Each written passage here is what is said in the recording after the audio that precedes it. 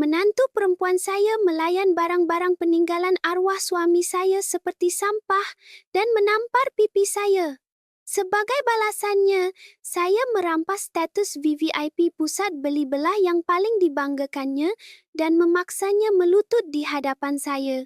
Bagaimana seorang makcik warung nasi campur seperti saya boleh memulakan peperangan dengan menantu perempuan dari keluarga korporat elit? Kisah ini bermula 5 tahun yang lalu, pada hari di mana saya menyangka segala-galanya dalam hidup saya telah berakhir. Sebelum memulakan kisah ini, saya amat menghargai jika anda dapat menekan butang subscribe dan like. Salam sejahtera, nama saya Zainab dan tahun ini saya berumur 58 tahun. Orang kata pada usia saya ini, kehidupan ibarat senja yang indah. Tetapi bagi saya, senja itu bukanlah cahaya matahari terbenam yang romantik. Ia hanyalah waktu kelabu yang sejuk, di mana semua cahaya telah pudar. Tahun ini genap 5 tahun sejak suami saya meninggal dunia secara tiba-tiba akibat serangan jantung. Suami saya Ahmad adalah seorang lelaki yang baik. Sepanjang hayatnya, dia bekerja keras di sebuah kilang di Shah Alam, mengorbankan segalanya untuk saya dan sepasang anak kami. Walaupun kami bukan orang kaya, keluarga kecil kami lebih bahagia daripada sesiapa pun. Rumah tangga kami mungkin tidak mewah, tetapi ia sentiasa dipenuhi kehangatan. Apabila suami saya pergi buat selama-lamanya dalam sekelip mata, dunia saya seakan-akan runtuh. Selepas urusan pengebumian selesai dan saya ditinggalkan bersendirian di rumah yang kosong, perasaan hampa yang mencengkam itu hanya difahami oleh mereka yang pernah melaluinya. Anak-anak sudah berkahwin dan mempunyai keluarga masing-masing. Saya tidak mahu menjadi beban kepada anak-anak yang sibuk, jadi saya mula bekerja di sebuah warung nasi campur di pinggiran Kuala Lumpur. Dari jam 9 pagi hingga 10 malam, sepanjang hari saya berdiri di hadapan dapur yang panas, mengangkat kawah lauk dan membasuh pinggan mangkuk yang bertimbun di sinki. Saya fikir, jika badan saya letih, sekurang-kurangnya saya tiada masa untuk memikirkan perkara yang menyedihkan. Namun, kerja keras tidak dapat mengisi kekosongan di hati saya. Setiap kali saya pulang dengan menaiki LRT terakhir ke bilik sewa kecil saya, seluruh tubuh saya terasa longlai. Apabila saya membuka pintu, hanya udara sejuk yang menyambut saya. Tahukah anda betapa sedihnya apabila terpaksa makan sendirian? Kadang-kadang, ketika menyuap nasi dengan lauk asam pedas yang dipanaskan semula, saya teringatkan arwah suami sehingga terpaksa meletakkan sudu. Kerusi di hadapan saya sentiasa kosong dan hanya bunyi nafas saya yang kedengaran di meja makan. Malam adalah waktu yang paling saya takuti. Berbaring sendirian di atas katil lama sambil merenung siling, ruang kosong di sebelah saya terasa seperti akan menelan saya. Kehangatan seseorang yang telah berkongsi katil dengan saya selama 30 tahun hilang, meninggalkan ruang yang terasa lebih luas dan sejuk daripada angkasa lepas. Saya merindui dengkurannya, dan saya amat merindui kelembutannya meletakkan lengan di atas saya ketika dia mengigau dalam tidur. Kerap kali saya memeluk bantal, menangis tanpa suara kerana terlalu sunyi sehingga saya tertidur. Adakah ini kehidupan? Adakah saya akan hidup keseorangan seperti ini selama 20-30 tahun lagi sebelum saya mati? Fikiran-fikiran itu tidak pernah meninggalkan fikiran saya. Kemudian, pada suatu petang, saya pulang ke rumah dengan keadaan sangat letih. Sedang saya merenung televisyen dengan pandangan kosong, satu panggilan masuk dari nombor yang tidak dikenali. Selepas teragak-agak saya menekan butang jawab, kedengaran suara seorang wanita yang tidak dikenali. Ini Puan Zainab kan? Saya Puan Salmah dari agensi Jodoh Eksklusif. Pada mulanya, saya menyangka ia adalah panggilan skamer atau iklan pinjaman wang. Ya, ada apa? Saya menjawab dengan nada mendatar dan mahu meletakkan telefon. Tetapi wanita bernama Puan Salmah itu bersuara dengan cemas. Puan, tolong jangan letak. Tolong dengar cakap saya sekejap. Adakah Puan ada niat untuk berkahwin lagi? Berkahwin lagi? Saya tergamam. Suami saya sudah meninggal dunia 5 tahun lalu dan saya berumur 58 tahun. Saya fikir perkataan seperti cinta dan debaran telah pun tamat dalam kamus hidup saya. Tiba-tiba dia bercakap tentang perkahwinan. Tak perlulah. Saya tak berminat, kata saya dingin, bersedia menamatkan panggilan. Tunggu sekejap. Ada seorang pelanggan VVIP yang sangat istimewa. Beliau sedang mencari seseorang yang persis seperti Puan Zainab. Suaranya sangat terdesak sehingga tanpa sedar saya melekapkan telefon lebih rapat ke telinga. Pelanggan istimewa? Siapa pula? Orang macam saya? Saya cuma makcik yang kerja di warung nasi campur. Saya tak ada harta dan tak berpelajaran tinggi. Saya tahu, sebab itulah saya hubungi Puan, kata Puan Salmah. Kata-katanya sukar difahami. Dia terdiam seketika sebelum merendahkan suaranya. Sebenarnya, ini pelanggan VVIP kami. Beliau ialah Tan Sri Tariq, pengerusi TS Holdings. TS Holdings? Sesiapa sahaja di Malaysia pasti tahu tentang syarikat pemaju hartanah gergasi itu. Mengapa pengerusi syarikat besar, seorang bilioner, mencari makcik warung seperti saya? Fikiran saya menjadi kosong. Saya yakin ini pasti penipuan. Puan Salmah, kalau Puan nak main-mainkan saya, tolong berhenti.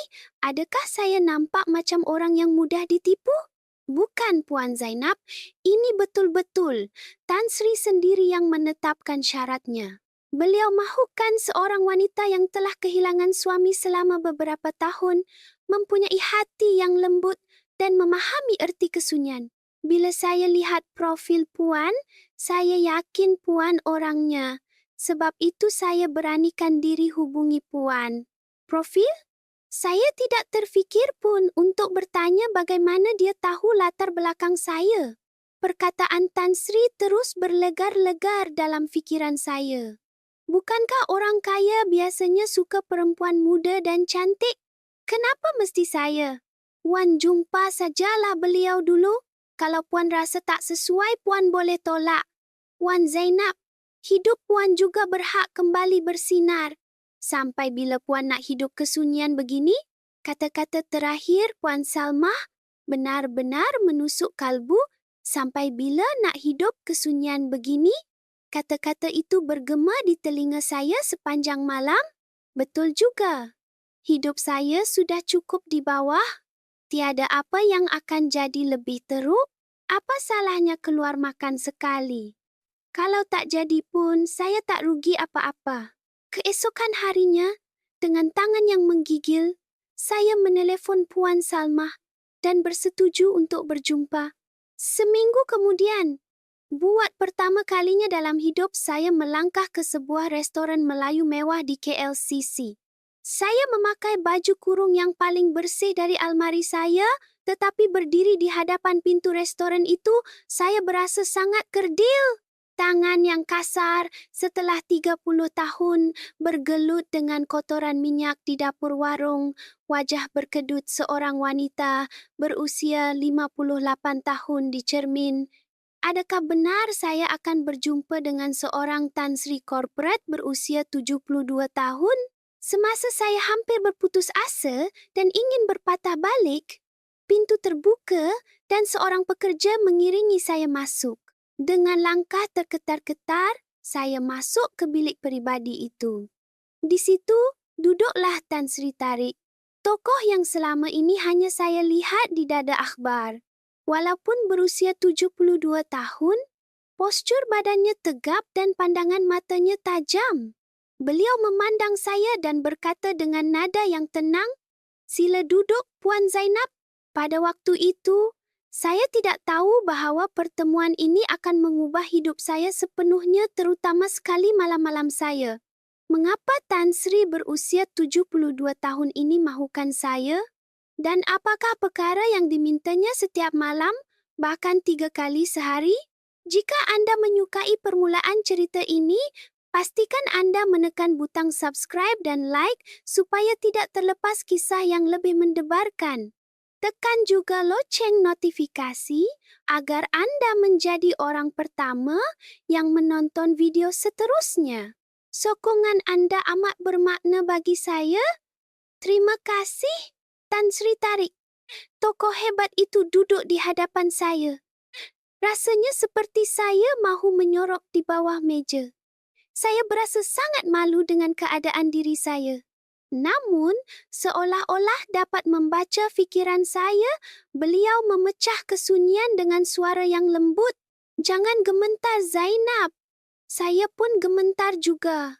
Dengan satu ayat itu, hati saya yang beku sedikit demi sedikit mula cair.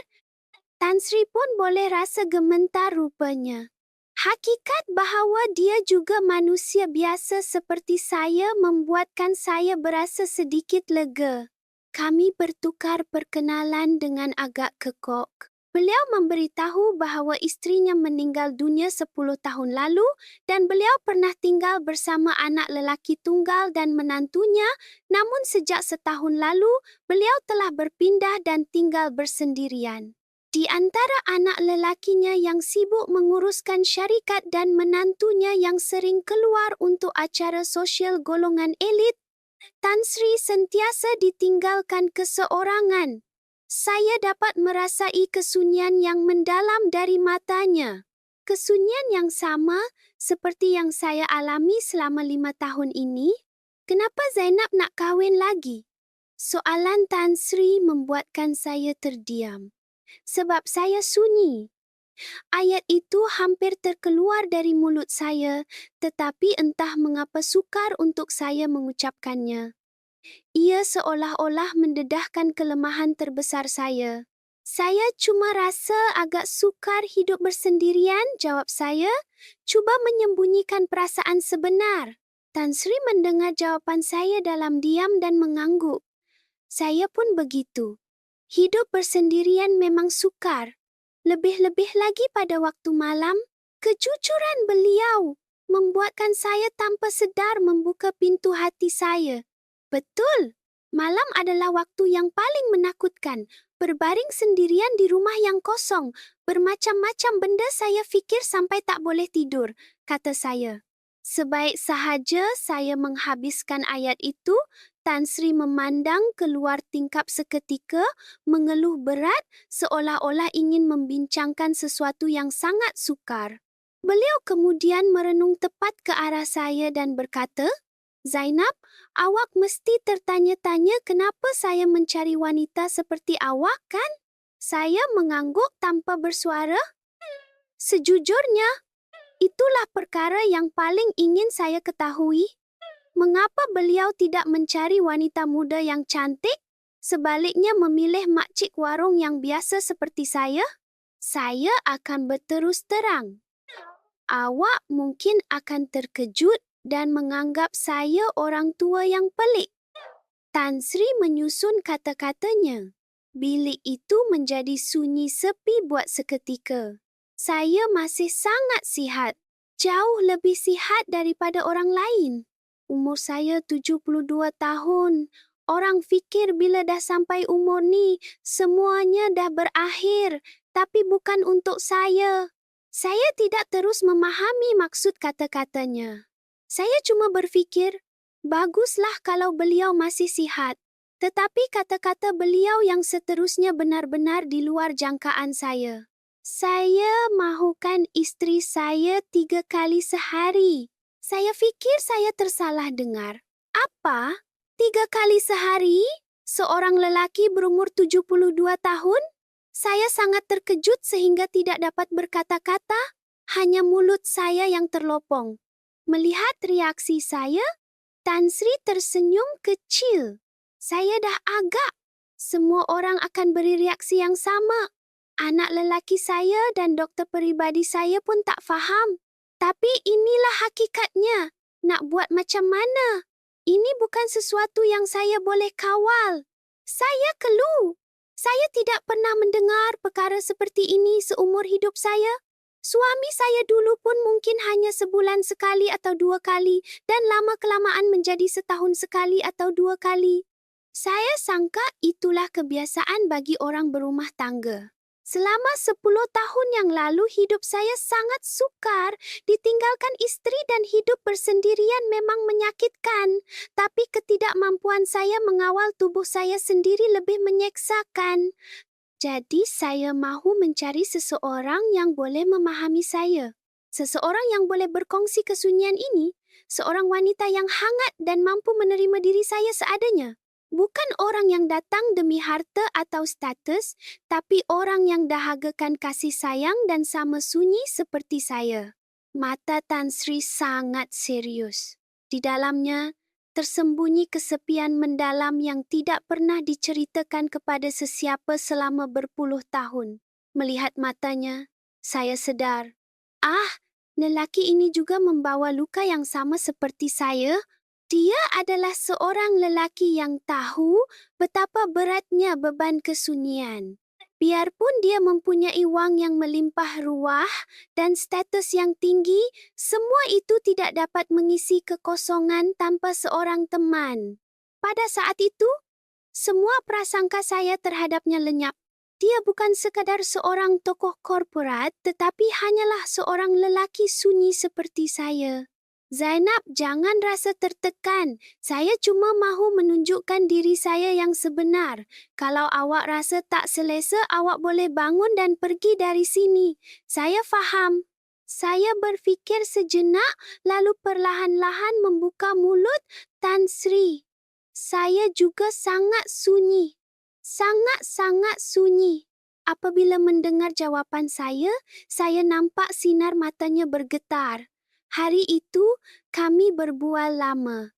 Tentang kesunyian kami, tentang kerinduan kepada mereka yang telah pergi, dan bagaimana kami ingin menjalani baki kehidupan ini.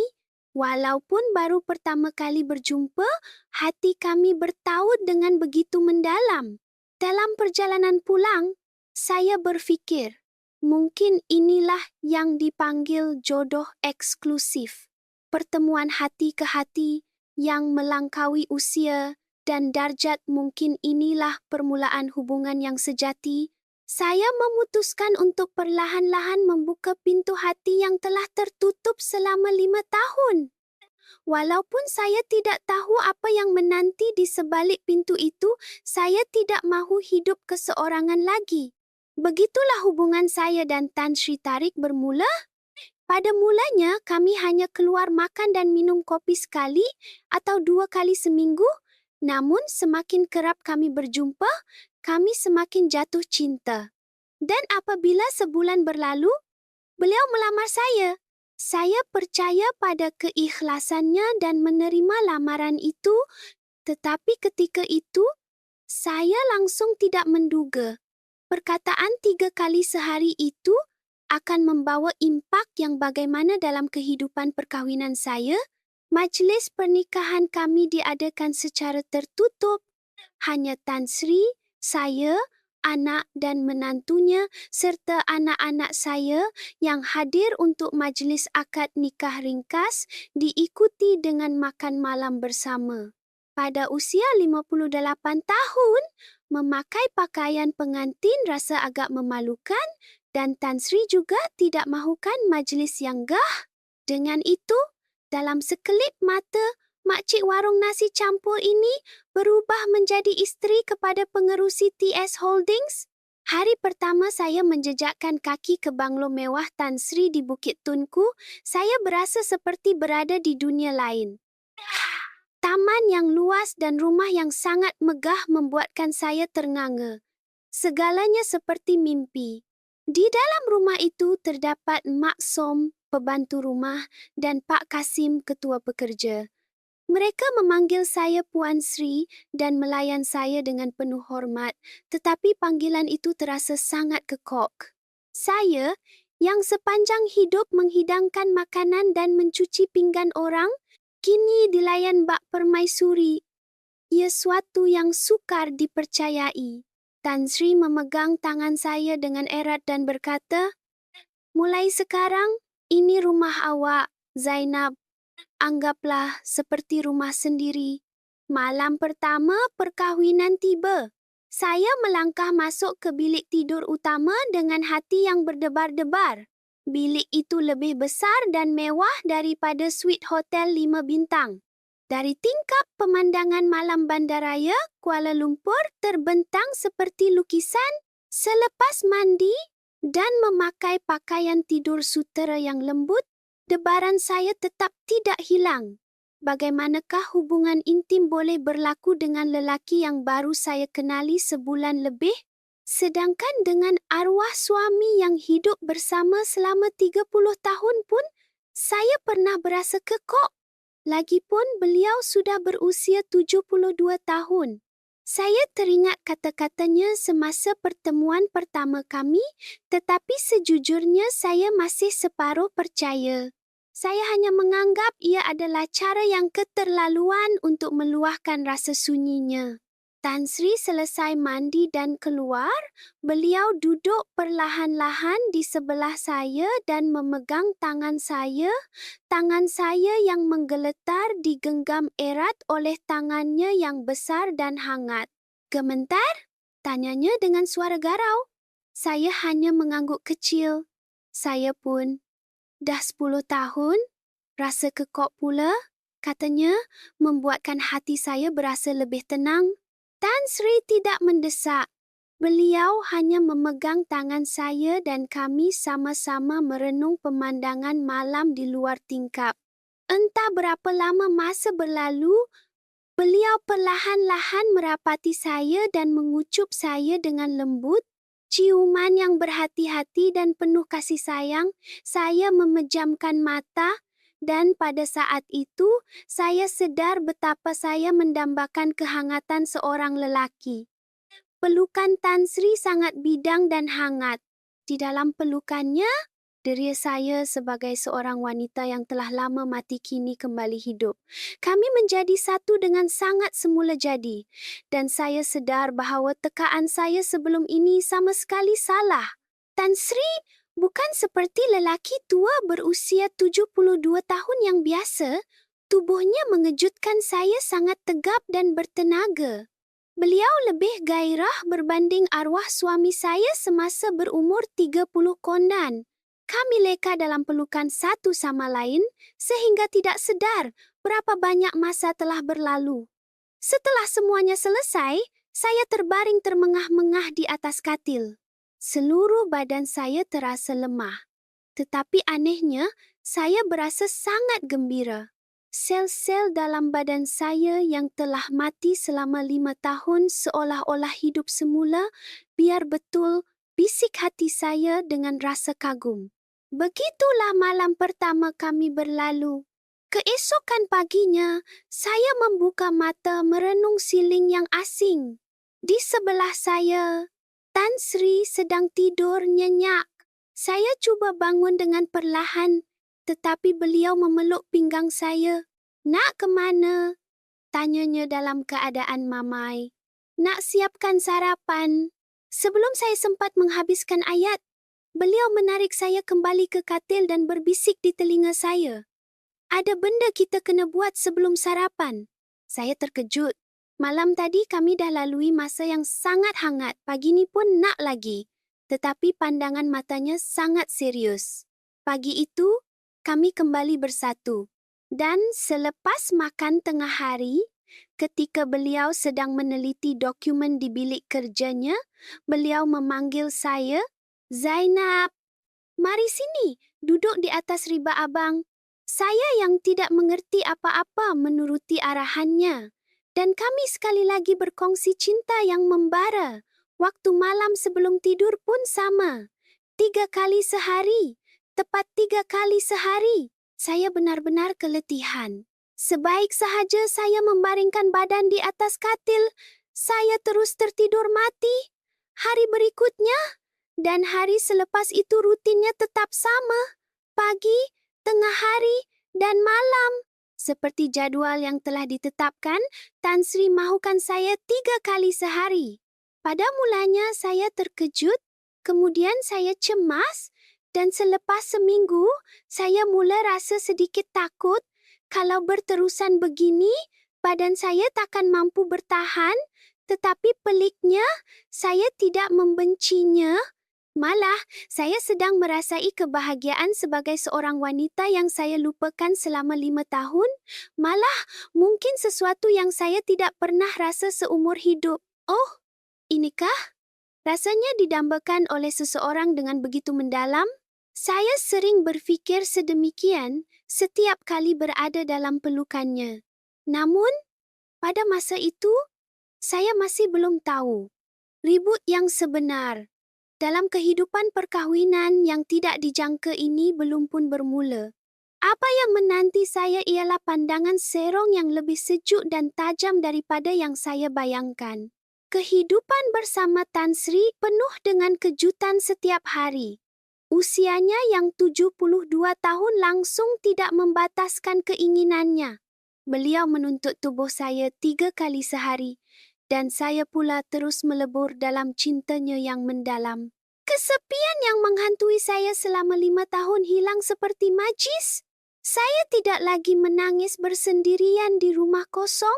Di dalam dakapannya saya kembali merasa seperti seorang wanita sejati.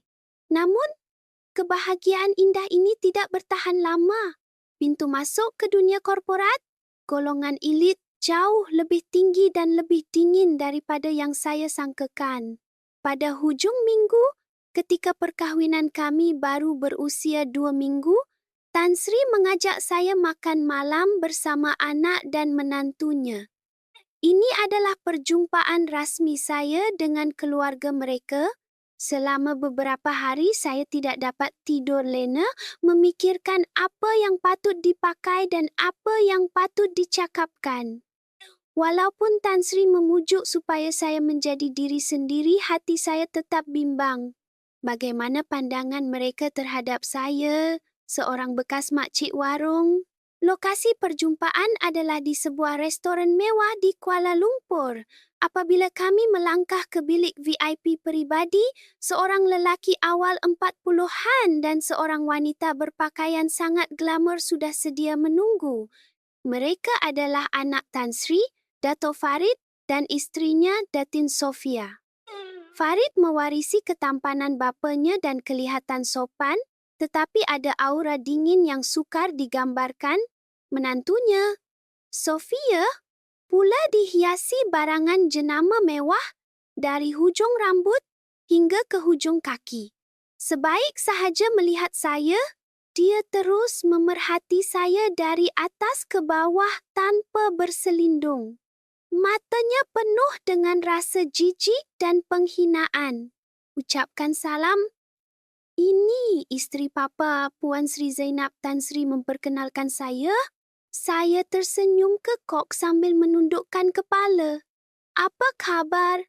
Saya Zainab. Farid bangun dengan rasa berat hati dan menundukkan sedikit kepalanya. Namun Sofia, tanpa berganjak dari tempat duduknya, merenung saya dan bersuara dengan nada sinis. Papa, inikah orangnya yang nak jadi ibu tiri kami? Penekanannya pada perkataan ibu tiri ibarat pisau yang tajam. Saya berasa wajah saya panas dan lidah saya keluh. Jaga mulut kamu. Dia isteri Papa. Amaran Tan Sri dengan suara yang rendah. Tetapi Sofia langsung tidak gentar. Dia menggoyangkan gelas wain mahalnya dan menyambung bicara. Apa salah saya?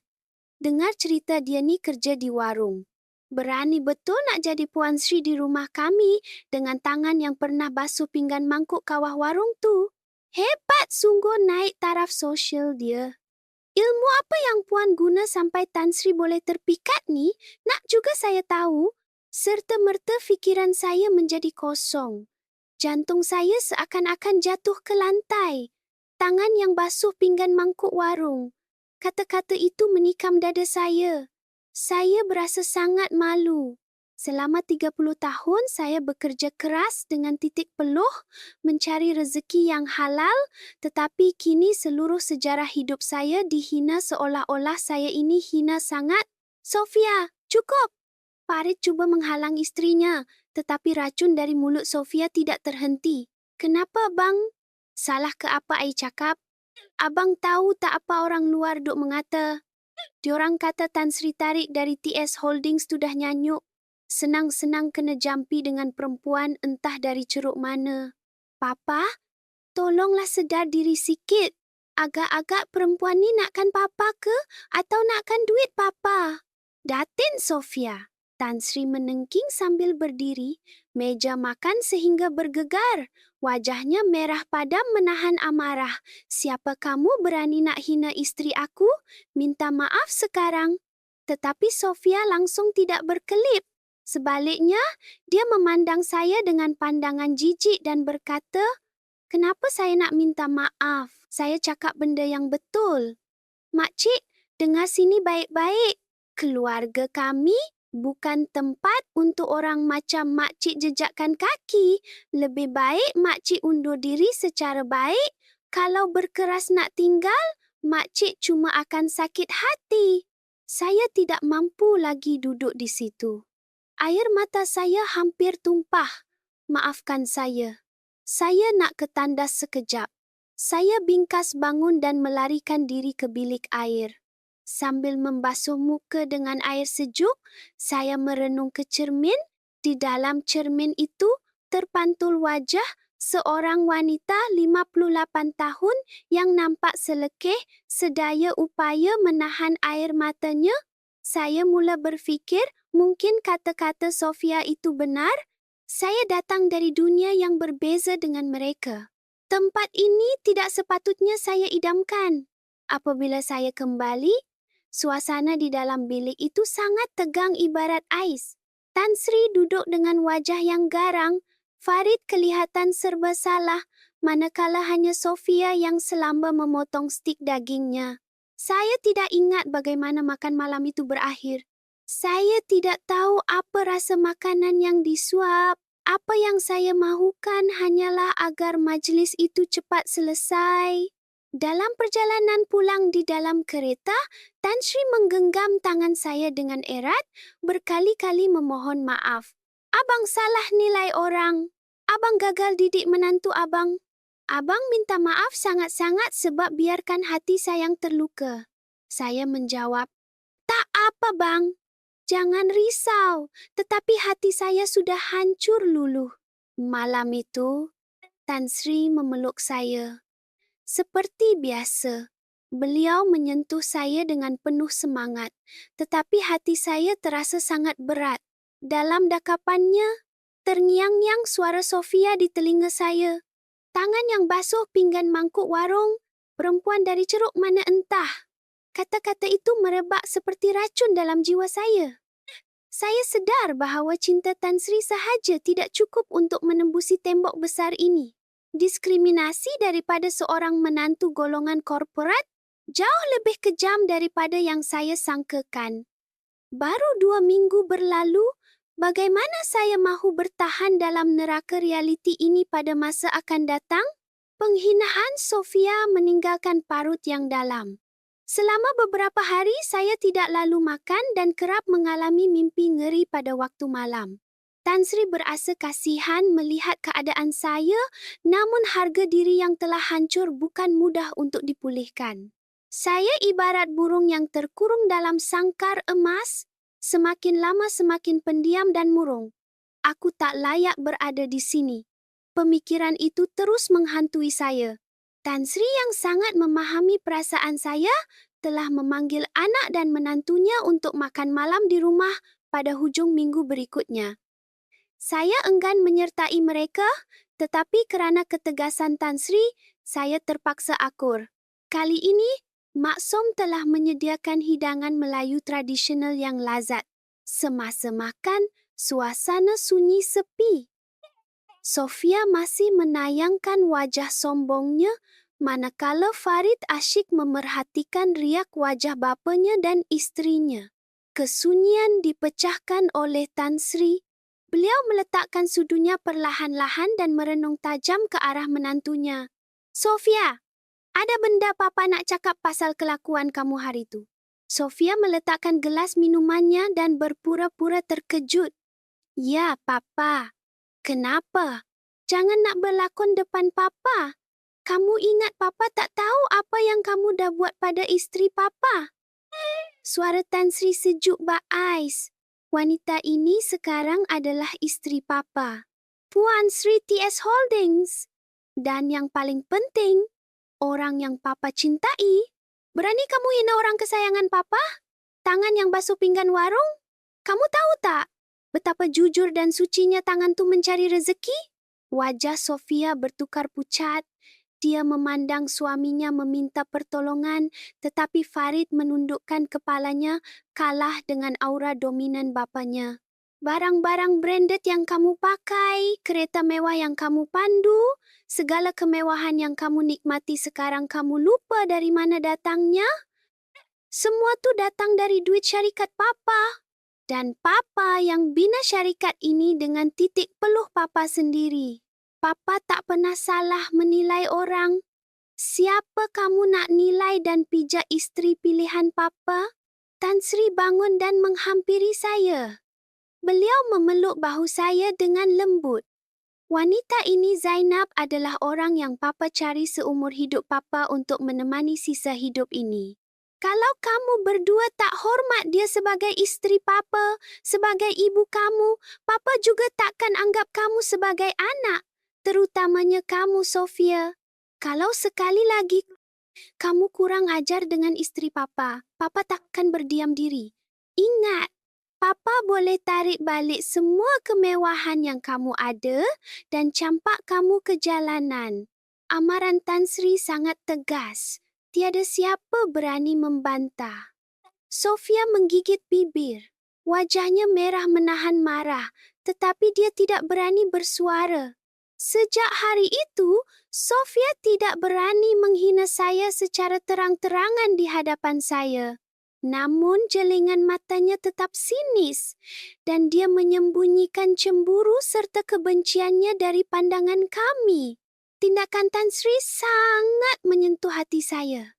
Beliau sanggup melawan keluarganya sendiri demi membela saya. Beliau tidak menganggap saya sekadar tempat membuang sunyi, tetapi sebagai pasangan hidup yang sangat dihormati. Pada malam itu, kami saling berpelukan erat. Ia bukan sekadar penyatuan fizikal. Ia adalah pertautan jiwa dan terapi untuk menyembuhkan luka masing-masing. Di dalam pelukannya, barulah saya berasa bahawa saya benar-benar telah menjadi suri rumah tangga yang sah di rumah ini. Demi mengembalikan keyakinan saya, Tan Sri membelikan saya pakaian yang paling elegan dan perhiasan yang paling mewah. Walaupun pada mulanya saya berasa janggal, lama-kelamaan saya mula menyesuaikan diri dengan penampilan baharu saya. Beliau membawa saya menghadiri pelbagai majlis korporat. Di majlis yang dihadiri ramai golongan kenamaan itu, beliau sentiasa memegang tangan saya erat dan memperkenalkan saya dengan bangga. Ini isteri saya, Puan Sri Zainab. Apabila berdiri di sisinya, saya bukan lagi makcik warung yang selekeh. Saya adalah Puan Sri T.S. Holdings dan isteri yang dicintai oleh suaminya. Kehairahan cintanya 3 kali sehari juga berterusan. Tetapi kini, ia tidak lagi mengejutkan atau membebankan. Ia adalah cara paling nyata untuk mengesahkan cintanya. Tenaganya yang luar biasa memberikan saya awet muda dan tenaga. Hari demi hari, saya menjadi lebih cantik dan berkeyakinan. Orang ramai mungkin berbisik-bisik mengenai saya, tetapi saya tidak lagi takut akan pandangan mereka. Kerana di sisi saya, ada seorang suami yang paling kebal di dunia untuk melindungi saya. Cinta bukan sekadar emosi yang membara, ia juga perisai terkuat yang melindungi kita daripada segala ribut badai dunia. Di sebalik perisai cintanya, saya akhirnya dapat menyembuhkan jiwa saya yang terluka dan mendapat keberanian untuk berdepan dengan dunia. Cinta sejati mempunyai kuasa untuk menjadikan seseorang sangat kuat. Walau bagaimanapun, Sofia tidak berputus asa. Dia berkelakuan seperti kambing biri-biri di hadapan saya. Tetapi di belakang, dia sedang mencari peluang untuk menjatuhkan saya bagai ular berbisa. Dia menanti saat di mana saya paling tidak berwaspada. Dan peluang itu tiba lebih cepat daripada yang disangka. Secara diam-diam, konspirasi jahatnya mula bergerak. Sokongan teguh, Tan Sri membantu saya membiasakan diri sebagai Puan Sri dalam keluarga elit ini. Menantu perempuan saya, Datin Sofia, tidak lagi menunjukkan taringnya secara terang-terangan. Namun, saya dapat merasakan di sebalik sikap patuhnya tersembunyi bilah pisau yang lebih tajam. Matanya sentiasa memancarkan pandangan hina, dan kebencian itu semakin hari semakin bernanah menjadi hasad dengki. Dia beranggapan bahawa seluruh harta bapanya seharusnya diwarisi oleh suaminya, Dato' Farid, dan kehadiran saya secara tiba-tiba dilihat sebagai penghalang terbesar pelan tersebut. Rancangannya dimulakan secara rahsia dan sangat licik. Dia menggunakan rangkaian sosial, datin-datinnya, untuk menyiasat latar belakang saya. Dia mengorek maklumat mengenai kawasan kejiranan lama saya, warung tempat saya bekerja, malah pergerakan saya selepas arwah suami meninggal. Tetapi masa silam saya terlalu bersih dan biasa. Tiada satu pun cacat celah yang boleh dijadikan modal. Sepanjang 30 tahun saya hidup sebagai suri rumah yang jujur dan selepas ketiadaan suami, saya membanting tulang bekerja. Apabila tiada kelemahan dijumpai, Sofia mula mereka-reka cerita palsu.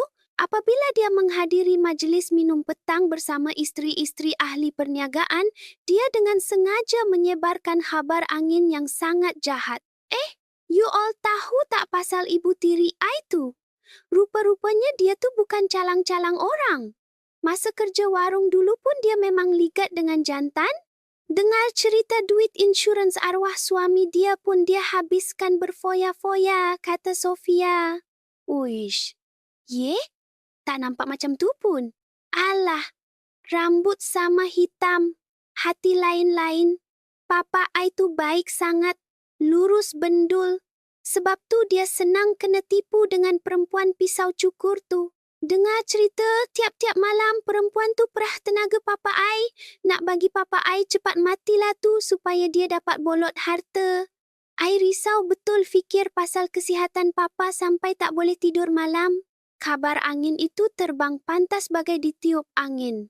Tanpa saya sedari, dunia luar sedang melukis imej saya sebagai perempuan sihir yang mahu membunuh suaminya dan mata duitan. Apabila saya pergi ke majlis sosial, mereka akan tersenyum dan menyapa saya di hadapan, tetapi di belakang, mereka merenung saya dengan penuh sinis dan mengumpat. Saya menyedari perubahan layanan itu, namun saya cuba tidak mengendahkannya. Saya tidak mahu merisaukan Tan Sri. Sasaran Sofia seterusnya ialah menghapuskan sekutu saya di dalam rumah itu sendiri. Dia cuba memancing sokongan pembantu rumah, Mak Som, dan ketua pekerja, Pak Kasim, yang telah berkhidmat lebih 30 tahun. Sofia memberikan hadiah sebuah beg tangan berjenama mahal kepada Mak Som secara senyap-senyap. Mak Som, dah 30 tahun kerja? Ni masa nak rehat kan? Saya boleh tolong penuhkan poket Mak Som? Asalkan Mak Som tolong saya. Tolong report kat saya semua benda yang perempuan tu buat. Siapa dia telefon, semuanya jangan tertinggal. Tetapi Mak Som menolaknya bulat-bulat. Maafkan saya, Datin. Saya tak boleh buat macam tu. Puan Sri seorang yang sangat baik. Dah 10 tahun saya tak pernah tengok Tan Sri segembira ini. Pak Kasim juga memberikan reaksi yang sama. Rancangan Sofia gagal, tetapi dia belum menyerah kalah. Dia kini merancang untuk melaga-lagakan saya dan Tan Sri. Dia mencipta sepucuk surat layang rahsia dan meletakkannya di atas meja kerja Tan Sri. Surat itu mendakwa kononnya saya masih berhubung dengan seorang lelaki dari masa silam saya dan sedang merancang untuk membolot harta Tan Sri. Malam itu, apabila Tan Sri keluar dari bilik kerjanya, riak wajahnya sangat gelap. Beliau memandang saya tanpa bersuara. Dalam matanya, saya dapat melihat kekecewaan dan keraguan yang tidak pernah saya saksikan sebelum ini. Zainab, apa semua ni? Tan Sri menghulurkan surat itu kepada saya. Saya membaca surat itu dengan tangan yang menggigil. Terasa darah di seluruh badan saya berhenti mengalir. Segala isi surat itu adalah dusta. Bukan, Bang. Ini tak betul. Saya tak pernah buat semua ni. Saya cuba menjelaskan dengan cemas, tetapi Tan Sri hanya memandang saya dengan wajah yang serius. Jadi, surat ni jatuh dari langit? Atau ada orang yang sengaja nak hancurkan rumah tangga kita? Betul, Bang. Ini pasti perangkap seseorang. Tolonglah percaya cakap saya. Saya merayu sambil menangis. Namun, benih keraguan yang telah tertanam tidak mudah untuk dicabut. Malam itu, Tan Sri tidak memeluk saya. Beliau tidur membelakangkan saya dengan kesunyian yang amat dingin. Saya menangis teresak-esak di belakang tubuh lebarnya. Buat pertama kali sejak berkahwin, kami tidur dengan perasaan yang jauh berbeza. Pisau tidak kelihatan milik menantu saya kini telah menetak retakan yang dalam antara saya dan Tan Sri. Bagaimana saya harus mengatasi krisis ini? Bolehkah saya menang dalam peperangan menentang musuh yang tidak kelihatan? Benih keraguan di hati Tan Sri rupanya berakar lebih dalam daripada yang saya sangkakan. Secara luaran, beliau melayan saya seperti biasa. Semangat membara yang menuntut saya 3 kali sehari seolah-olah lesap begitu sahaja. Pada waktu malam, beliau tidak lagi memeluk saya dan kami tidur berpaling tubuh. Kesunyian yang dingin itu lebih menyeksa daripada apa-apa kata-kata yang menyakitkan. Saya yakin 100% ini perbuatan Sofia, tetapi saya tiada bukti. Walau macam mana pun saya menafikannya. Hati Tan Sri tidak mudah terbuka semula. Saya rasa amat sunyi. Kesunyian yang lebih gelap berbanding sebelum saya berkahwin kembali menghantui. Takut kehilangan cinta Tan Sri membuatkan saya berjaga malam dengan linangan air mata. Kemudian, pada suatu petang hujung minggu, Tan Sri keluar bermain golf dan saya tinggal sendirian di banglo besar itu. Untuk menenangkan fikiran, saya mengeluarkan sebuah kotak kayu kecil yang saya simpan sejak pemergian arwah suami 5 tahun lalu. Di dalamnya terdapat barang-barang kenangan bersama arwah suami, sebuah jam tangan lama, sekeping gambar hitam putih kami berdua, dan sebentuk cincin perak murah yang pertama kali dihadiahkannya kepada saya. Saya membelek-belek barang itu sambil mengenang masa lalu. Tiba-tiba, tanpa diundang, Sofia meluru masuk ke dalam rumah. Seperti rumah sendiri, dia melangkah masuk tanpa halangan dan ternampak saya sedang duduk di sofa. Pandangannya jatuh pada kotak kayu di hadapan saya dengan renungan jijik. Ibu tiri, apa benda ni? Barang buruk macam ni patut buang jelah. Tak sesuai langsung dengan standard rumah ni, katanya. Saya menarik kotak itu rapat ke dada saya. Ini bukan barang buruk. Ini kenangan yang berharga untuk saya. Kenangan? Puih! Kenangan masa kau jadi pelayan warung tu apa yang hebat sangat. Kau masih simpan jam buruk ni sebab gila bayang dekat lelaki miskin macam tu ke? Patutlah Papa rasa meluat.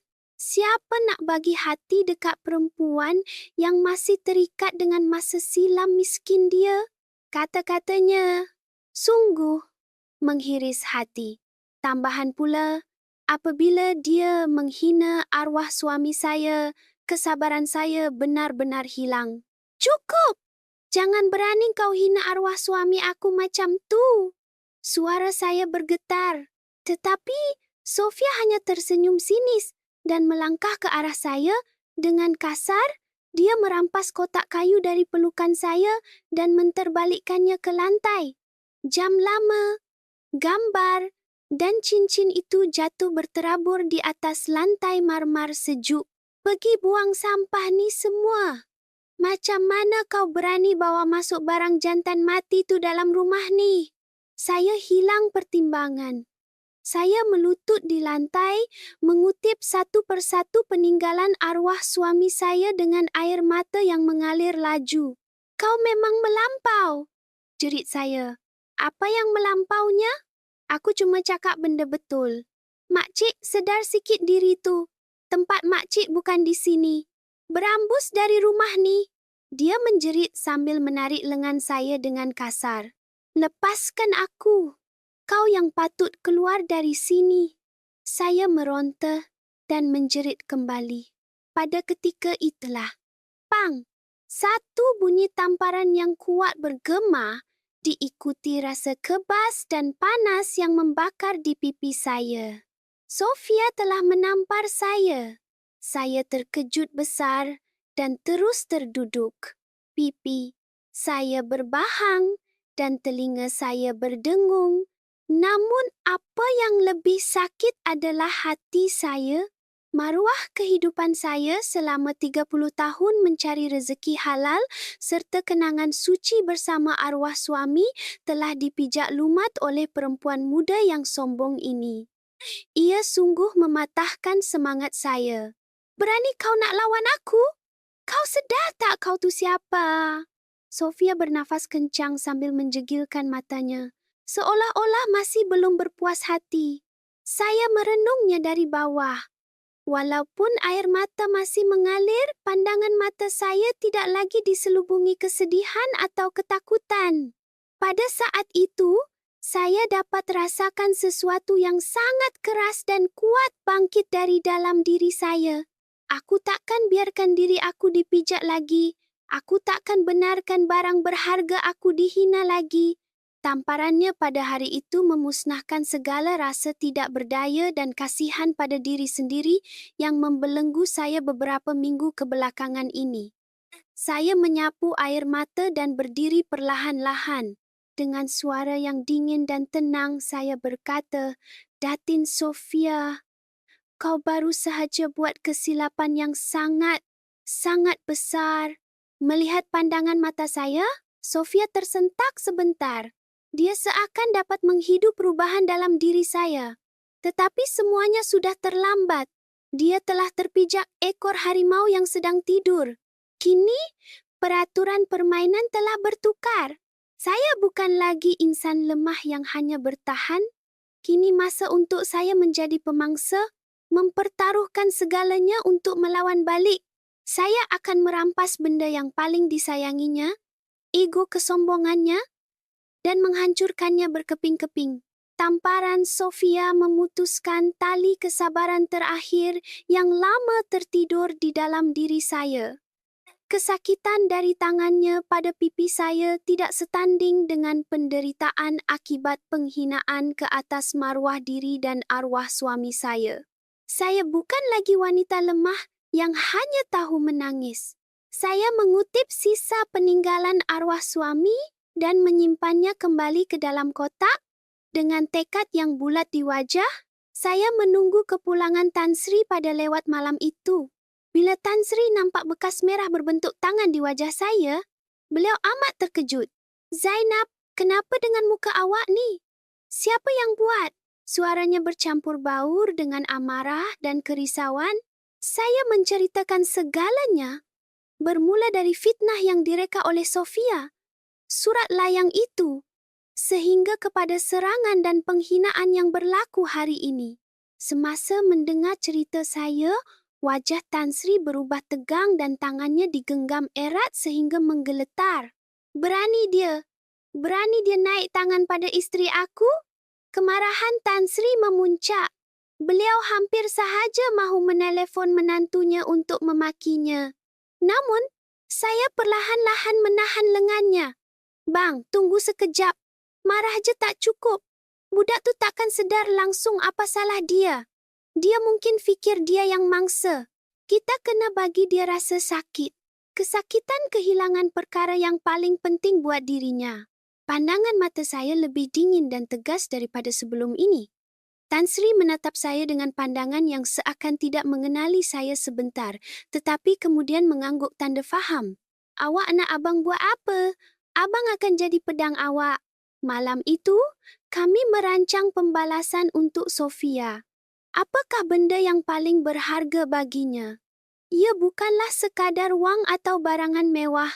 Ia adalah statusnya sebagai menantu golongan korporat elit serta pengiktirafan dan rasa cemburu orang sekelilingnya terhadap dirinya iaitu ego dan keangkuhannya. Kami memutuskan untuk menyerang bahagian itu. Tempat yang paling kerap dikunjungi oleh Sofia ialah Lounge VVIP di Pavilion KL yang kebetulan dimiliki oleh sayap perniagaan TS Holdings. Tempat itu bukan sekadar lokasi membeli belah. Ia adalah pusat di mana dia menayang statusnya, bersosial dengan isteri-isteri ahli perniagaan dan bertukar gosip elit. Saya merayu kepada Tan Sri, Bang, tolong batalkan status VVIP Sofia buat serta-merta tanpa sebarang notis. Biar dia terkena masa dia tengah berlagak dengan kawan-kawan dia kat sana. Mendengar rancangan saya, Tan Sri berfikir sejenak sebelum mengukir senyuman puas. Idea yang sangat bagus. Cara paling berkesan untuk hancurkan lawan ialah serang ketika di tempat yang mereka sangka paling selamat. Keesokan harinya, melalui pejabatnya, Tan Sri mengeluarkan arahan kepada pengurusan pihak pavilion untuk membekukan segala faedah VVIP atas nama Sofia serta-merta. Alasannya hanya dimaklumkan sebagai masalah dalaman keluarga. Beberapa hari kemudian, tanpa mengetahui apa-apa, Sofia pergi ke pusat beli belah tersebut bersama rakan-rakannya.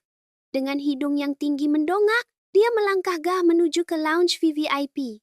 Maaf, Datin Sofia. Tunggu sebentar. Seorang staf menghalangnya di pintu masuk. Sofia memandang staf itu dengan riak wajah keliru. Kenapa? You tak kenal I ke? Minta maaf sangat, Datin. Tetapi, status VVIP Datin telah digantung. Datin tidak dibenarkan menggunakan kemudahan lounge ini buat masa ini. Wajah Sofia pucat lesi mendengar jawapan pekerja itu. Rakan-rakannya dan pelanggan VVIP lain yang berada di situ mula berbisik-bisik. Apa? Digantung? Apa maksud you ni? You tahu tak I ni siapa berani halang-halang I? Panggil pengurus you sekarang. Sofia menjerit marah. Tetapi staf itu hanya tersenyum profesional sambil menggeleng kepala. Ini arahan terus dari pihak pengurusan atasan HQ.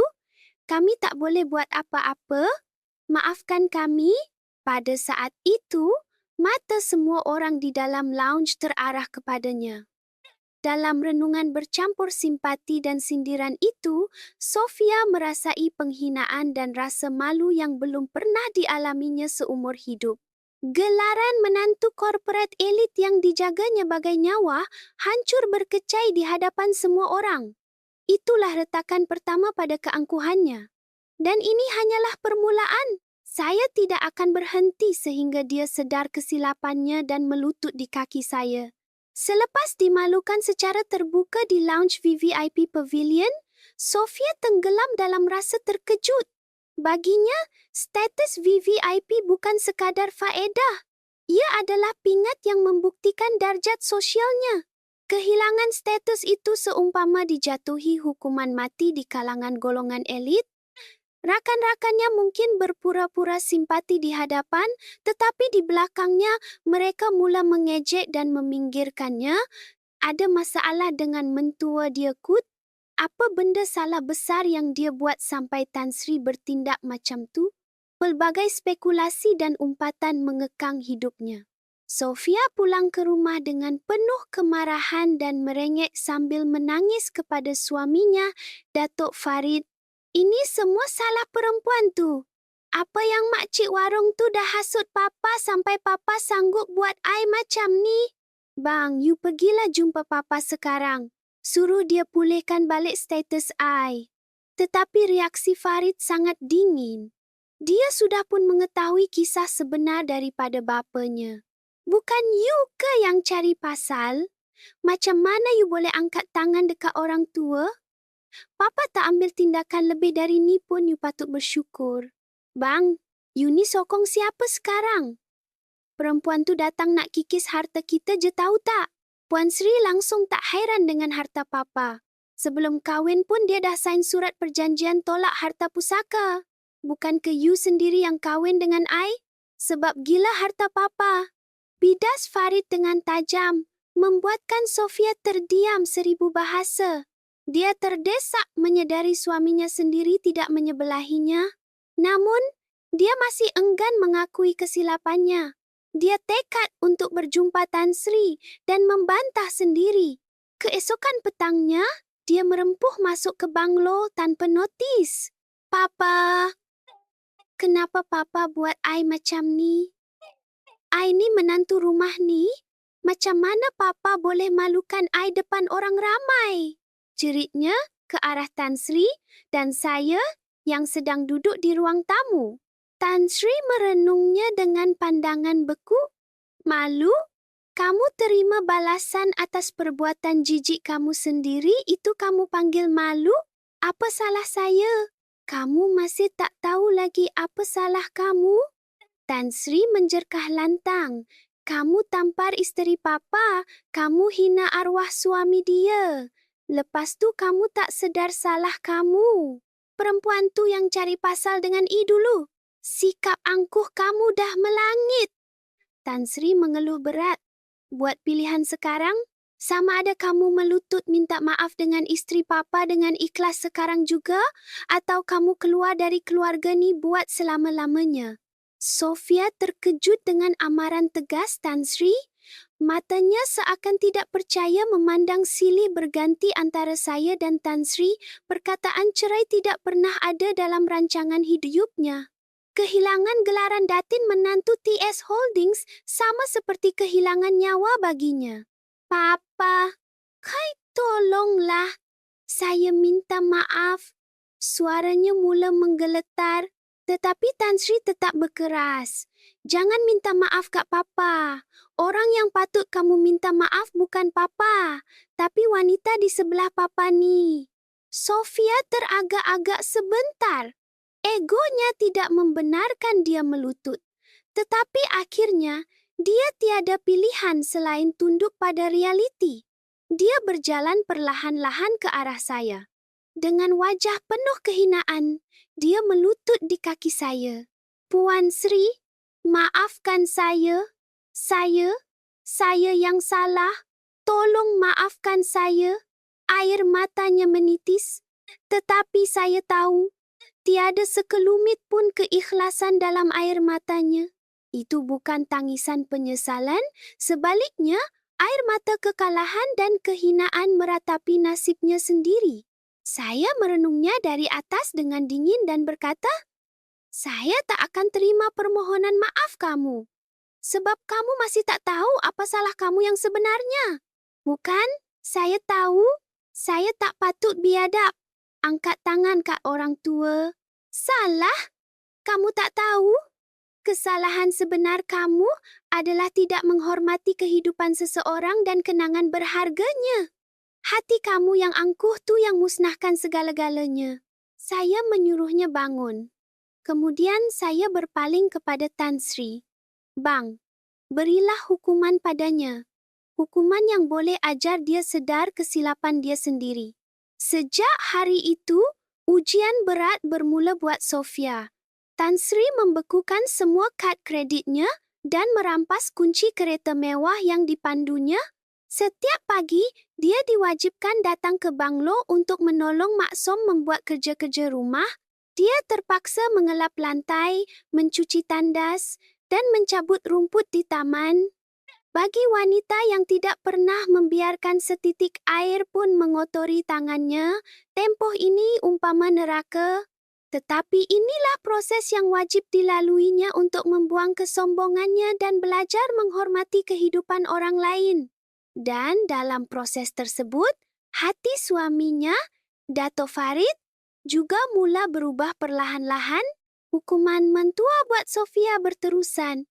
Setiap pagi dia perlu datang ke banglo dan bekerja seperti orang suruhan. Pada hari-hari terawal, dia bekerja dengan rasa marah dan dendam yang membara, tetapi lama-kelamaan dia keletihan. Penampilannya yang glamor hilang entah ke mana, digantikan dengan wajah pucat dan serabai. Saya tidak memarahinya atau menyuruhnya membuat apa-apa.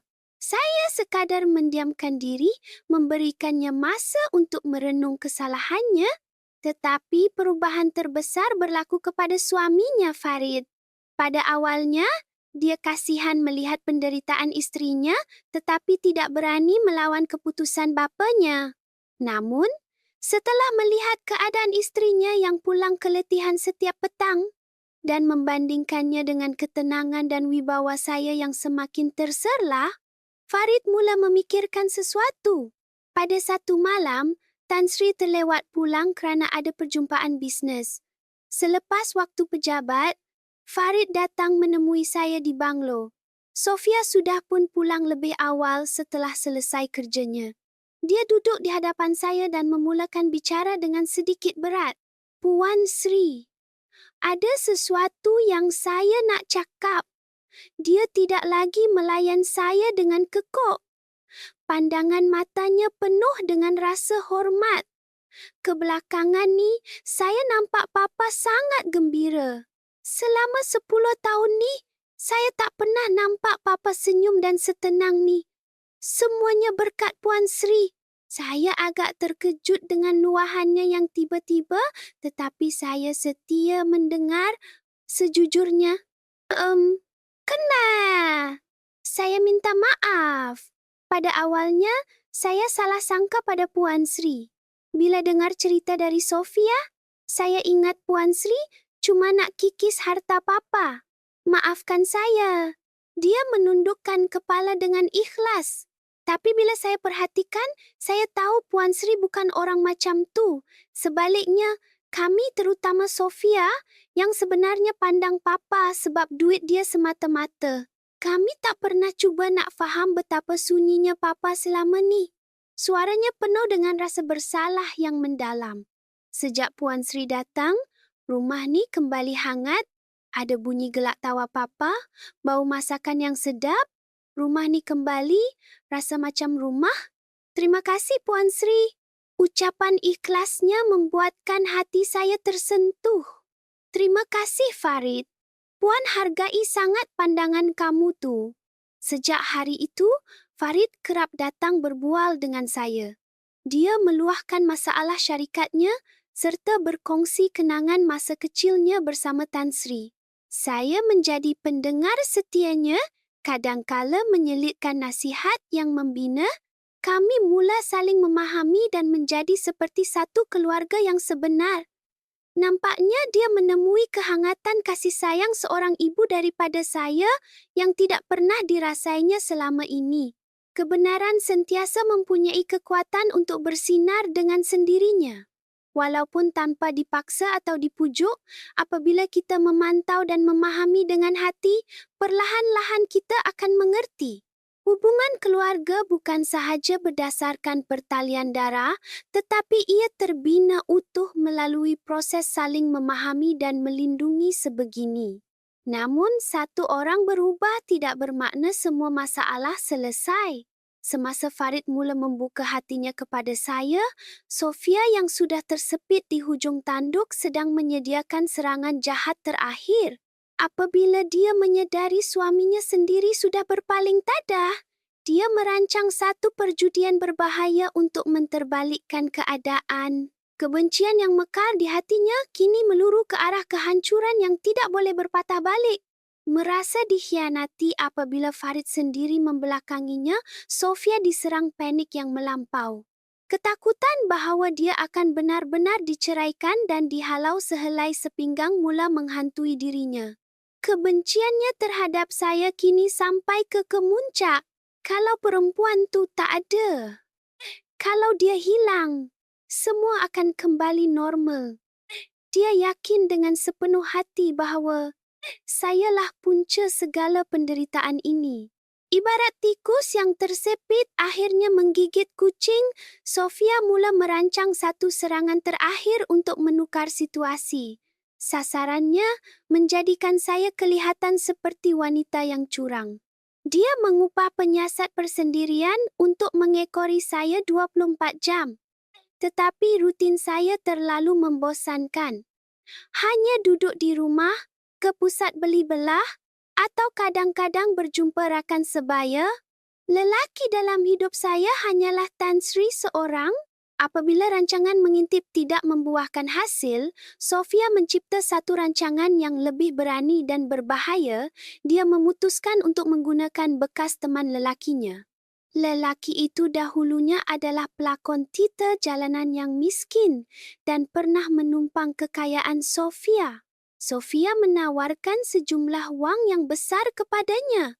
Abang tolong I.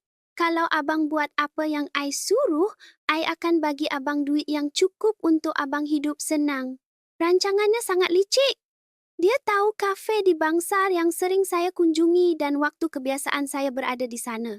Kemudian, dia menyuruh lelaki itu menghampiri saya seolah-olah secara kebetulan semasa saya duduk berseorangan. Lelaki itu pura-pura tersadung dan tertumpahkan air ke atas saya, mencetuskan sedikit kekecohan. Sewaktu menawarkan diri untuk mengelap baju saya, dia sengaja menyentuh saya secara intim dengan lakonan yang berlebihan. Keseluruhan adegan ini dirakam dari jauh menggunakan lensa zoom oleh juru gambar paparazzi yang diupah oleh Sofia. Gambar-gambar tersebut diambil dari sudut yang sangat meyakinkan. Ia kelihatan seolah-olah saya sedang menikmati pertemuan rahsia dan bermesra dengan seorang lelaki muda. Sofia membawa gambar-gambar tersebut berjumpa Tan Sri. Dia menitiskan air mata buaya dan memulakan lakonannya. Papa, selama ni saya salah faham tentang Puan Sri. Saya betul-betul minta maaf. Tapi, ini benda yang saya tak boleh tutup sebelah mata. Saya fikir panjang nak tunjuk ni sebab saya takut Papa akan sedih. Dia berpura-pura sangat mengambil berat tentang Tan Sri, lalu meletakkan gambar-gambar itu di atas meja kerjanya. Apabila melihat gambar tersebut, wajah Tan Sri berubah menjadi beku, terkejut dan marah. Di dalam gambar, saya dilihat tersenyum dengan seorang lelaki muda yang sedang memeluk bahu saya dan dia memegang tangan saya. Siapa sahaja yang melihat pasti akan tersalah sangka. Apa semua ni? Suara Tan Sri bergetar rendah. Rasa dikhianati oleh orang yang paling dipercayainya sangat mendalam sehingga tidak terluah dengan kata-kata. Malam itu, sebaik sahaja tiba di rumah, saya merasakan suasana dingin yang luar biasa. Tan Sri sedang duduk di bilik kerjanya menunggu saya. Gambar-gambar yang belum pernah saya lihat sebelum ini berterabur di hadapannya. Zainab, apa semua ni? Siapa jantan ni? Saya terkejut melihat gambar-gambar tersebut. Itu lelaki yang tertumpahkan air di kafe beberapa hari lalu. Tetapi gambaran di foto itu sama sekali berbeza dengan apa yang saya ingat. Kami kelihatan mesra seperti pasangan kekasih. Bang, ini salah faham. Saya tak kenal langsung lelaki ni. Kami cuma terserempak kebetulan kat kafe. Kebetulan sampai lelaki tu sentuh badan awak macam tu. Dan awak biar je sambil tersenyum. Tan Sri tidak percayakan saya. Matanya penuh dengan rasa terluka dan kecewa. Abang percayakan awak. Abang pertaruhkan segalanya untuk lindungi awak. Macam mana awak boleh buat abang macam ni? Jeritan kesayuan Tan Sri meruntuhkan hati saya. Ini jelas satu perangkap. Namun, terjerat dalam jerat licik ciptaan Sofia, saya tidak dapat berbuat apa-apa.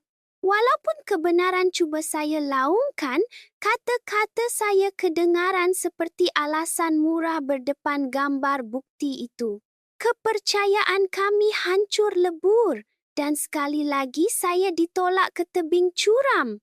Kali ini, Tan Sri pun sudah tidak berada di pihak saya. Di hadapan pandangan mata Tan Sri yang sejuk, saya tidak berdaya menghadapi bukti palsu yang sangat meyakinkan itu. Setiap penjelasan saya hanya kedengaran seperti putar belit. Malam itu, Tan Sri tidak masuk ke bilik tidur kami.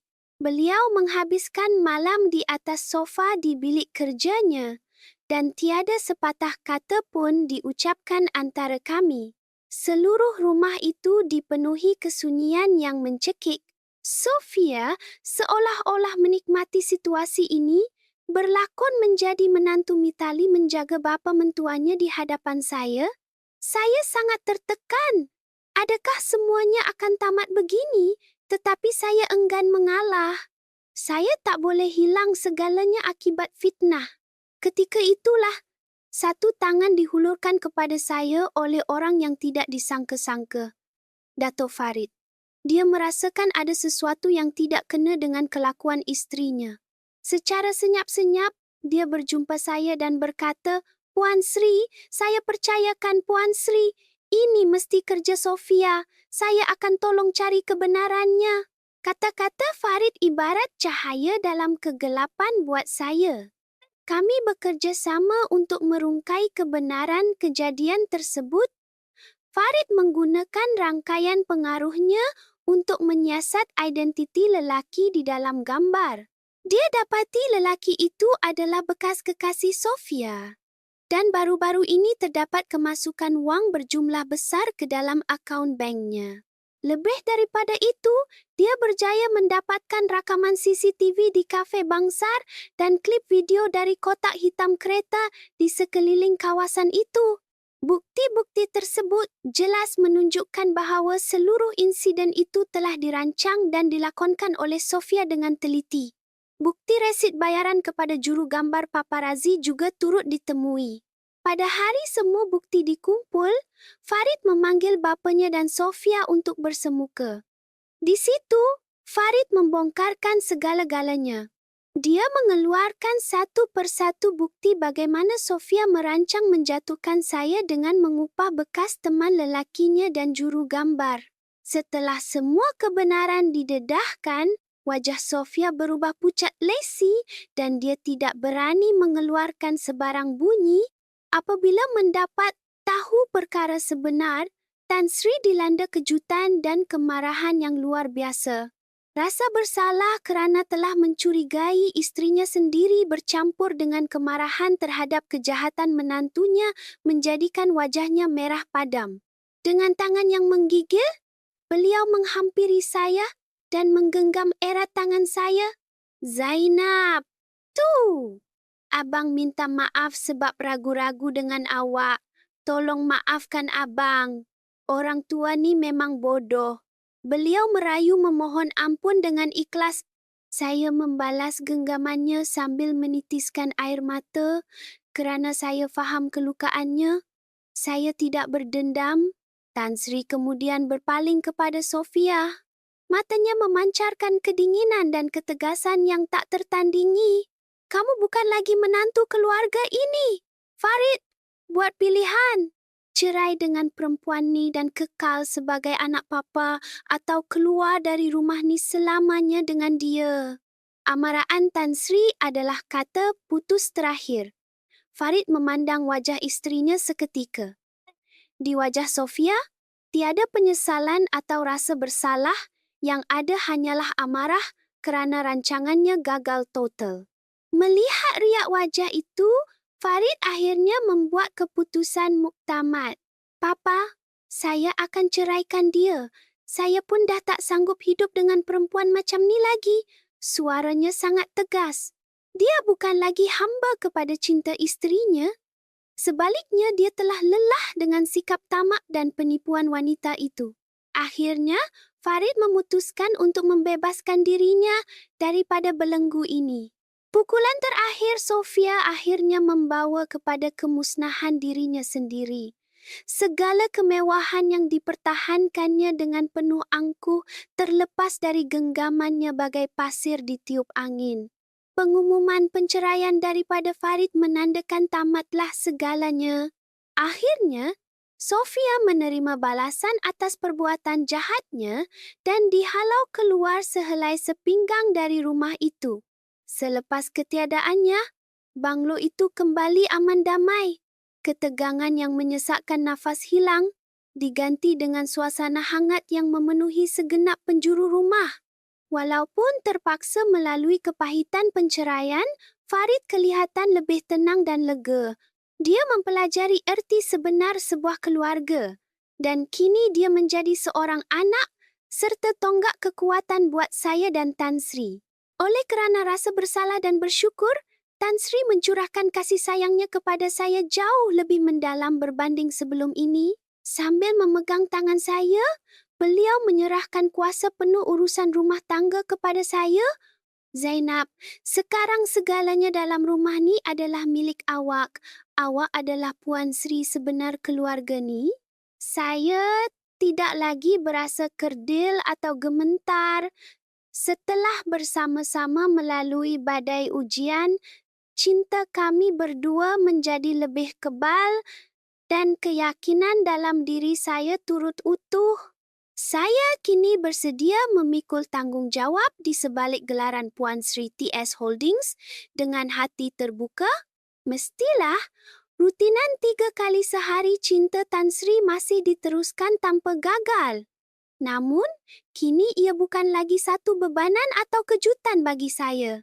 Ia menjadi simbol cintanya yang suci dan sentiasa membara biarpun diuji taufan dan badai. Saya menerima keinginannya yang tak pernah luntur dengan penuh kegembiraan dan setiap malam dalam pelukannya, saya menikmati kebahagiaan hakiki sebagai seorang wanita. Hasil cinta daripadanya pada usia 58 tahun ini, kan saya kembali mekar seperti anak dara berumur 20-an. Pada satu petang yang cerah, saya dan Tan Sri bersiar-siar di Taman Banglo. Beliau menggenggam tangan saya dan berkata, "Zainab, kalau abang tak jumpa awak, abang tak dapat bayangkan betapa sunyinya sisa hidup abang ni. Awak adalah anugerah terakhir dalam hidup abang." Saya tersenyum mendengar kata-katanya. "Bukan, bang. Untuk saya, abang adalah anugerah terhebat. Berkat abang, saya mula mencintai kehidupan saya semula." Kami berdua berbalas senyuman. Walaupun kebahagiaan hidup saya ini bermula lewat, namun ia bersinar dengan lebih terang dan lebih hangat daripada mana-mana percintaan di usia muda. Kegairahan yang lebih panas daripada lauk kawah di warung, kepercayaan yang lebih bercahaya daripada mana-mana batu permata, dan bukti cinta 3 kali sehari. Semua ini bersatu menjadikan usia senja saya jauh lebih bersinar dari orang lain. Saya sedar bahawa kebahagiaan sejati tidak bergantung pada usia, darjat, atau pandangan serong orang sekeliling. Asalkan ada satu orang yang sudi mengubat luka di hati dan menyintai kita seadanya, di situlah syurga kita. Kisah saya ini tamat dengan penamat yang paling bahagia dan sempurna.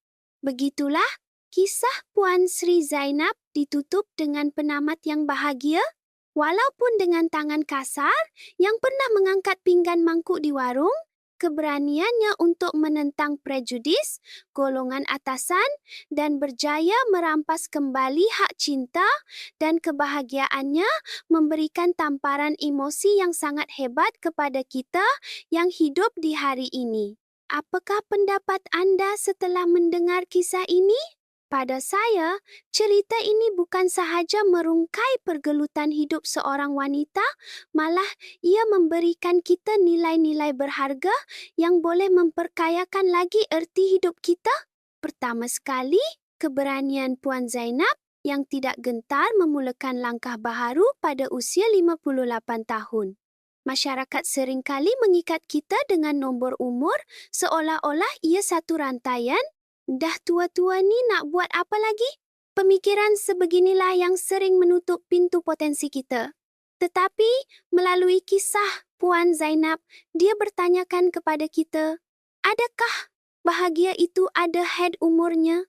Dia tidak terus pasrah di sebalik 5 tahun penuh kesunyian, malah memberanikan diri menyambut tangan jodoh yang tidak terjangka.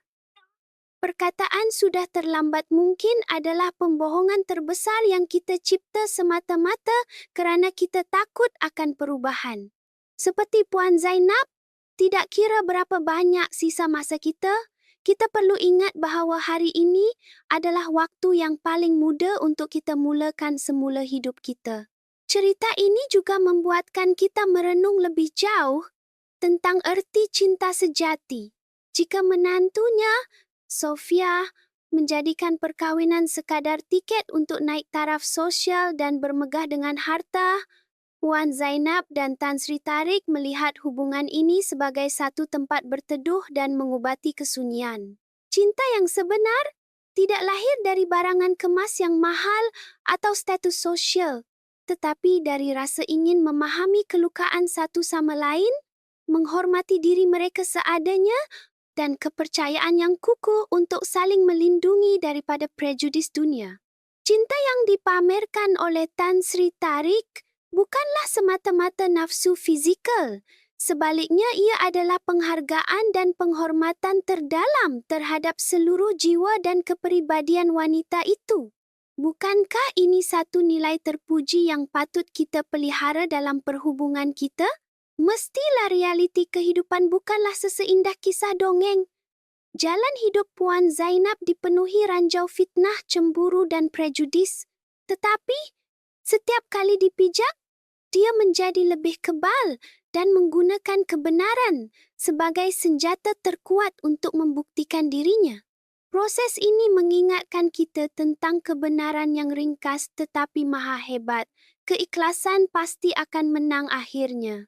Biarpun terasa dipinggirkan dan ditindas hari ini, jika kita terus melangkah dengan niat yang jujur dan hati yang suci, pasti akan tiba suatu hari dunia ini mengiktiraf kesucian hati kita. Itulah mesej harapan yang dibawa. Sebagai penulis yang menyusun cerita ini, izinkan saya berkongsi sedikit pandangan peribadi saya. Melalui watak Zainab, saya mahu melukiskan ketahanan diri yang luar biasa yang berselindung di sebalik kelumrahan seorang wanita biasa. Sewaktu dia melalui ujian, hati saya tumpang perit dan apabila dia mengecap bahagia, saya ikhlas menumpang gembira. Elemen cinta 3 kali sehari bukan hanya tentang keintiman fizikal, sebaliknya simbol kehangatan dan keinginan untuk menyayangi yang tidak pernah layu walaupun di usia senja. Puan Zainab bukanlah seorang watak yang pasif. Beliau adalah cerminan wanita berdikari yang tahu memperjuangkan hak dan kebahagiaannya. Saya juga cuba menonjolkan melalui keyakinan Tan Sri Tariq bahawa cinta seorang lelaki sejati bukanlah datang dari umurnya, melainkan dari rasa tanggung jawab yang utuh.